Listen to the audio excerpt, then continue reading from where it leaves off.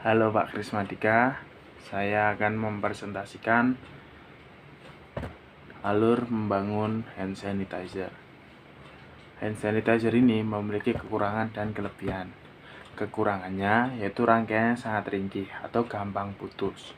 Kemudian apabila selang terdapat sambungan, seperti ini terdapat sambungan, maka perlu diperhatikan. Karena apabila bocor akan menyebabkan konslet. Kemudian daya yang digunakan masih menggunakan baterai, sehingga apabila selang terlalu tinggi maka tidak akan kuat. Setelah itu sensor yang saya beli ini sepertinya agak rusak, sehingga menyebabkan tangan harus terlalu dekat seperti ini sehingga baru bisa nyala. Kemudian apabila air di dalamnya habis, maka dalam mengisinya harus berhati-hati, karena apabila tersenggol atau salah mengisi atau salah memasukkan maka akan menyebabkan konslet. Sedangkan kelebihannya mengurai kontak langsung, karena ini menggunakan tangan langsung sensor. Sedangkan mudah digunakan dan diaplikasikan, tinggal masukkan tangan langsung keluar. Kemudian terlihat canggih karena hanya mendekatkan tangan saja air langsung keluar. Kemudian terlihat mewah karena sistem yang digunakan canggih.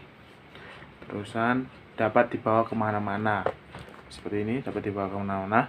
Kemudian tidak membutuhkan daya yang terlalu besar, cukup 2 buah resistor, 2 buah baterai maksudnya. Kemudian kendalanya pertama dalam mengoperasikan solder, sehingga kita dalam merangkai banyak rangkaian yang kelebihan T0 sehingga di mana tidak bagus, sehingga pada waktu menyolder kita kelebihan T0, sering kelebihan T0 aku, menyebabkan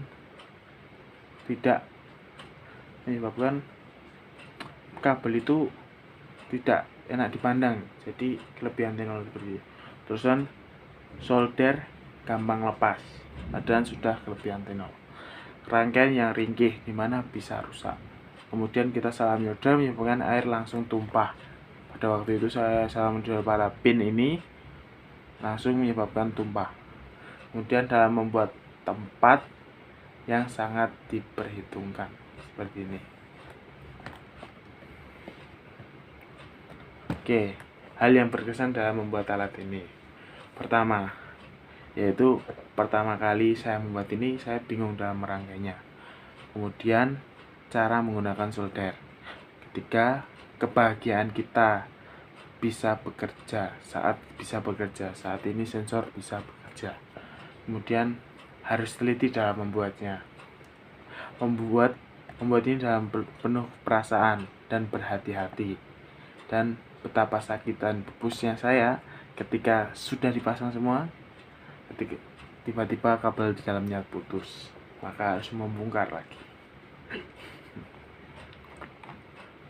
Kita sekarang masuk cara membuatnya. Pertama, alat dan bahannya.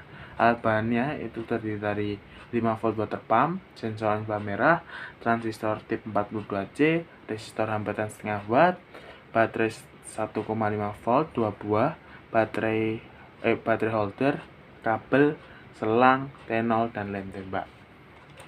Kemudian lihat pada gambar diagram alur, sudah tertera pada Word. Kemudian langkah membuatnya, siapkan alat dan bahan, kemudian lihat diagram alurnya secara teliti. Kemudian lubangi atas pada tutup ini, tutup awal dilubangi. Setelah dilubangi, terusan lubangnya ada 2 untuk selang dan kabel. Setelah itu hubungan semua kabel pada sensor. Hubungan tip 42C yang berbentuk 3 ini ke resistor dengan inframerah. Kemudian hubungan baterai holder dengan sensor tip 42C. Hubungan kabel baterai yang satunya dengan sensor water pump. Hubungan kabel water pump yang satunya dengan tip 42C. Rapikan kabel. Setelah dirapikan, pasang selang dan pompa, lalu tutup. Buat wadah untuk botol dan kabel seperti balon, seperti ini. Itu tergantung sih. Setelah jadi, maka bentuknya akan seperti ini. Nampak belakang ini bisa dibuka.